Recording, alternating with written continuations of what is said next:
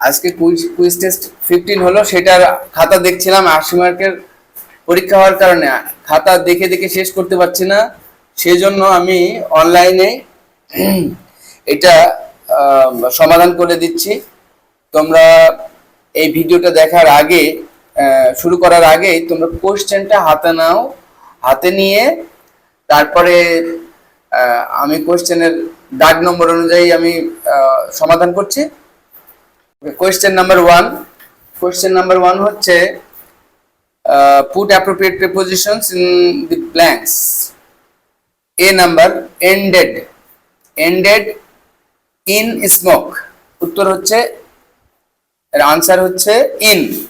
B number হচ্ছে engaged dash him, engaged with him।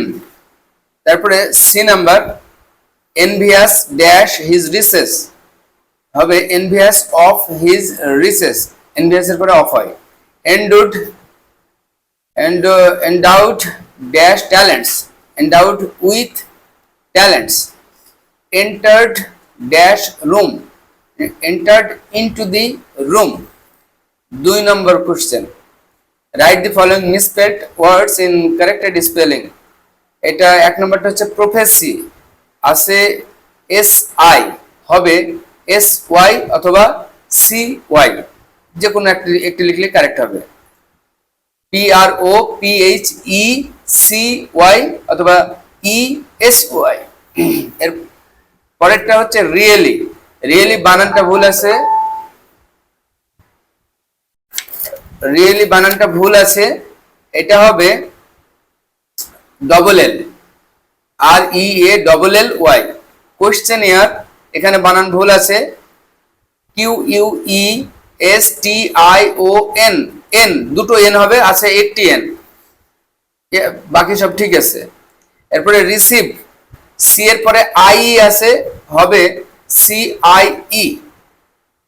আচ্ছা, recommend বানান এম একটা আছে, এম হবে দুটো, R E C O M M E N D. 2 নম্বর। এরপরে 3 নম্বর কোশ্চেন হচ্ছে প্লুরাল ফর্ম লিখতে হবে। সান ইন ল, এটা হবে সানস ইন ল, সানের সঙ্গে যুক্ত হবে। স্যান্ড আছে স্যান্ডস, ম্যানার আছে ম্যানার্স, ক্লোথস আছে, এর সঙ্গে এস অথবা ইএস যে কোনো একটি লাগালেই প্লুরাল হয়ে যাবে। ইন্ডেক্সের সঙ্গে ইএস লাগালে হয়ে যাবে, অথবা ইনডাইসও করা যাবে, ইন্ডেক্সেস হবে অথবা ইনডাইস হবে, দুটো E I N D I C. এরপরে চেঞ্জ দি জেন্ডার আছে হিজ হচ্ছে প্রোনাউন, হিজের ফেমিনিন জেন্ডার হচ্ছে হার। হান্টার হান্ট্রেস, টি এর পরে ই আছে, ওটা থাকবে না, টি আর ই ডবল এস হবে। টাইগারের পরে হবে টাইগ্রেস, জি এর পরে ই আছে, ওটা থাকবে না, আর এর পরে ই ডবল এস হবে। সান আছে, সানের daughter, D A U G H T E R. প্রিন্সের সঙ্গে দুটো এস যুক্ত হবে, প্রিন্সেস যেটা আছে তার সঙ্গে আরো দুটো এস যুক্ত হবে। এরপরে বাংলা অর্থ লিখতে হবে এবং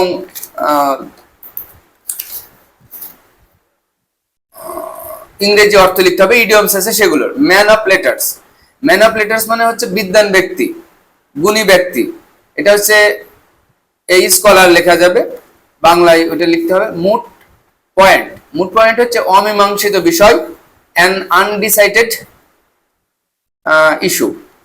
নাল অ্যান্ড ভয়েড, এটা বাতিল, ইনভ্যালিড। নাও অ্যান্ড দেন মানে মাঝে মাঝে, সামটাইমস। অন দি কন্ট্রারি হচ্ছে বিপরীতে, অপোজিট। এরপরে right past and past participle forms of the following verbs. Began, G A N শেষে, পরেরটা হচ্ছে জি ইউ এন। বিয়ার, বোন, বি ও আর ই, বোর। তারপরে হচ্ছে বন, বানান দুটো আছে, বি ও আর এন ই আর বি ও আর এন। বি ও আর এন বর্ন মানে জন্মানো, আর বি ও আর এন ই বোন, কোনো কিছু বহন করা, সে অর্থে। বিহোল্ড এর পাস্ট ফর্ম হচ্ছে বিহেল্ড, এইচ ই এল ডি, আর তারপরে টিও বিহেল্ড। বিডের হচ্ছে বিডেন অথবা বিড। তো বিডেন বানানে দুটো ডি হবে, তারপরে ইএন। বাইন্ড, বাইন্ডের হচ্ছে বাউন্ড, বাউন্ড BOUND। তারপরে বলছে যে for new words according to direction. Ceremony, ceremony হচ্ছে এর অ্যাডজেক্টিভ করতে হবে সিরিমনিয়াস, NIOUS শেষে হবে। চ্যারিটেবল, চ্যারিটেবল এর নাউন করতে হবে চ্যারিটি, CHARITY, চ্যারিটি। কমার্স, কমার্সের অ্যাডজেক্টিভ করতে হবে কমার্শিয়াল, COMMERCIAL, কমার্শিয়াল। ক্লাস, ক্লাসের অ্যাডজেক্টিভ তিনটি করা যায়। এক, ক্লাসিক, ক্লাসিক্যাল মানে যেটা আছে তার সঙ্গে IC লাগালে হতে পারে, তারপরে ICAL লাগালে ক্লাসিক্যাল, ক্লাসিক্যালের চলছে। আচ্ছা, ক্লাস থেকে বলছিলাম, ক্লাসের হচ্ছে ক্লাসিক, ক্লাসিক্যাল অথবা ক্লাসিফাইড। আচ্ছা, কোম্পানি, কোম্পানির হচ্ছে ভার্ব হচ্ছে অ্যাকম্পানি, ACCOMPANY, অ্যাকম্পানি। ওকে, 8 নাম্বার হচ্ছে বাংলা অর্থ লিখতে হবে টেক্সট বুক থেকে শব্দ 5টা আছে এখানে। ওভারটপ, ওভারটপ মানে কোনো কিছুর মাথার উপর দিয়ে যাওয়া, কোনো শীর্ষ বা চূড়া দিয়ে যাওয়া। এরপরে ড্রেডফুল, ড্রেডফুল মানে ভয়ঙ্কর। সেক, সেক মানে জন্য, নিমিত্ত ইত্যাদি। স্লাভ, স্লাভের, স্লাভের অর্থ হচ্ছে বিল, জলাভূমি বা নিম্নাঞ্চল।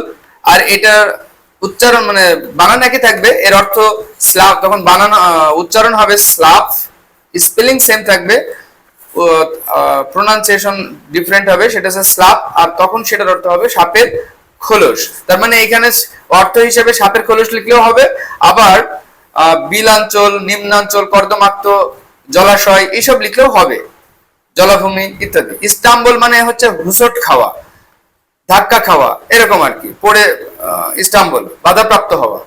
ট্রিকি, ট্রিকি মানে হচ্ছে চাতুরিপূর্ণ বা কৌশলী।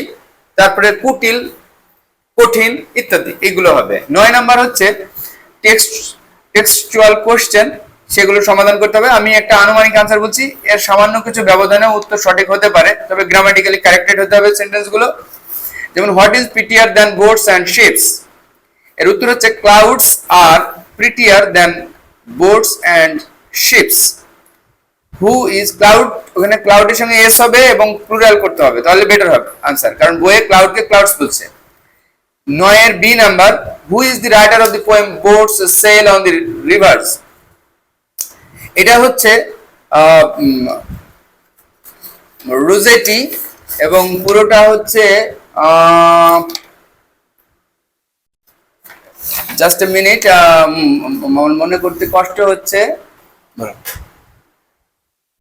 ওকে, কবিতাটি লিখেছে ক্রিস্টিনা জর্জিনা রোজেটি, এর স্পেলিং হচ্ছে CHRISTINA,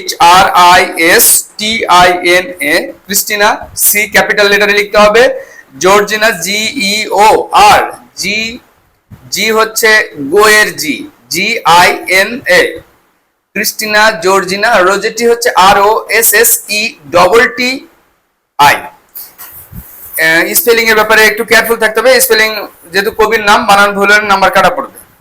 এরপরে হচ্ছে C number question, who is the writer of the poem the chaos, chaos কবিতাটি কে লিখেছে?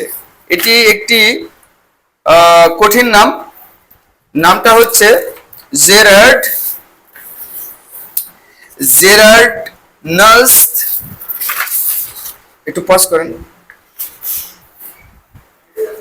জেরার্ড নলস্ট ট্রেনিতে, উচ্চারণ এর স্পেলিং হচ্ছে জি হচ্ছে গো এর জি, GERARD NOLST TRENI, ট্রেনি। তারপরে TE এর উপর বাংলা রেফের মতো একটি চিহ্ন আছে, ওটা দিতে হবে, যেহেতু এটি ডাস নেম, এটা এরকম করে লেখা আছে আমাদের বইয়ে, এভাবে লিখতে হবে। এরপরে next question, what is the confusing, এখানে হবে what is confusing about the word heart. এই কোশ্চেনটির উত্তর আমি দেখেছি ম্যাক্সিমাম স্টুডেন্টেরই হয় নাই, কারণ তারা লিখতে গিয়ে ব্যাপারটি আর বলতে পারে নাই। এটা খুব সহজে বলতে হবে, the word heart looks like beard, BEARD, এবং বিয়ার্ডটাকে ইনভার্টেড কমা দিয়ে ঘিরে দিতে হবে। Looks like beard but sounds like bird, BIRD, bird শব্দটার উভয় পাশে ইনভার্টেড কমা দিয়ে দিতে হবে। এরপর E number, what does the poem teach learners of English, এটাও ম্যাক্সিমাম ছেলেপেলের হয় নাই, কারণ তারা মানে যেভাবে বলেছে যে প্রোনাউন্সিয়েশন শেখাচ্ছে, আসলে প্রোনাউন্সিয়েশন শেখাচ্ছে না। এই কবিতাটা যেটা শেখাচ্ছে তা হলো, যদি আমি আনসার করি এভাবে, যে the poem teaches learners of English to be careful about the pronunciation and spelling of English words, and এটা হচ্ছে এর আনসার, যে ইংলিশ ওয়ার্ডের স্পেলিং এবং প্রোনাউন্সিয়েশনটা ডিফারেন্ট হতে পারে, can be critical and can be challenging. এই বিষয়টাকে বলতে হবে যে সেই ব্যাপারে আমাদেরকে কবি বলছে বিওয়ার অফ হার্ট, মানে কি সতর্ক হও, তার মানে ইংলিশ শব্দের ব্যাপারে সতর্ক হতে হবে সেটা বলেছে। তো এইটাই এই কবিতার শিক্ষা। তাহলে আমরা বলতে পারি আনসারটা এরকম হবে, the poem teaches learners of English to be careful about English about the pronunciation and spelling of English words. তারপরে লাইন আরেকটু লিখতে পারি যে English the pronunciation and spelling of English words can be challenging and problematic, এই টাইপের word use করতে পারি। তো ঠিক আছে, এটার আনসার এভাবে, যেহেতু 2 মার্কের কোশ্চেন, প্রচুর লেখার দরকার নেই, দুটো সেন্টেন্স লিখলে হবে। এরপরে 10 নাম্বার, এটাই হচ্ছে লাস্ট কোশ্চেন। 10 এর এ, she will join us later, এটার কোশ্চেন করতে হবে, ইন্টারোগেটিভ বানাতে হবে। সেক্ষেত্রে হবে will not, সংক্ষেপে WON, এর মাথায় একটা কমা দিয়ে won't she join us later। এরপরে বি নাম্বার, শেষে কোশ্চেন মার্ক থাকবে কিন্তু ইন্টারমিডিয়েট যেহেতু interrogative. B number, she writes poems, এটা কোশ্চেন করতে হলে হবে doesn't she write poems, শেষে question mark. all loves flowers, এটা হবে who doesn't love flowers। nobody knew the answer, who knew the answer, শুধু nobody কেটে who লাগালেই হয়ে যাচ্ছে। it doesn't matter how hard it is, এটা হবে it doesn't matter how পর্যন্ত কেটে দিয়ে what thou it is hard, ওটাকে একটু ঘুরিয়ে লিখতে হবে, hard যেহেতু অ্যাডভার্ব, ওটাকে শেষে দিতে হবে it is hard, what thou it is hard। hasn't he finished the work, এটা কোশ্চেন আছে, করতে হবে অ্যাসার্টিভ, ফলে he has finished, যেহেতু নেগেটিভ ছিল আমি এবার পজিটিভে করছি, he has finished the work। doesn't he play cricket, এটা হবে he plays cricket। does he ever help me, তাহলে হবে he never helps me। who helped him, nobody helped him, nobody জায়গায় হু বসালে হয়ে যাচ্ছে খুব সংক্ষেপে। আচ্ছা, আর একটি last one, why blame others, তাহলে হবে it is no use blaming others, it is no use blaming others। Question শেষ হলো। তোমাদের পরীক্ষার জন্য আগামীকালকের পরীক্ষার জন্য শুভকামনা জানিয়ে আজকের ভিডিওটি এখানে শেষ করছি। আল্লাহ হাফেজ।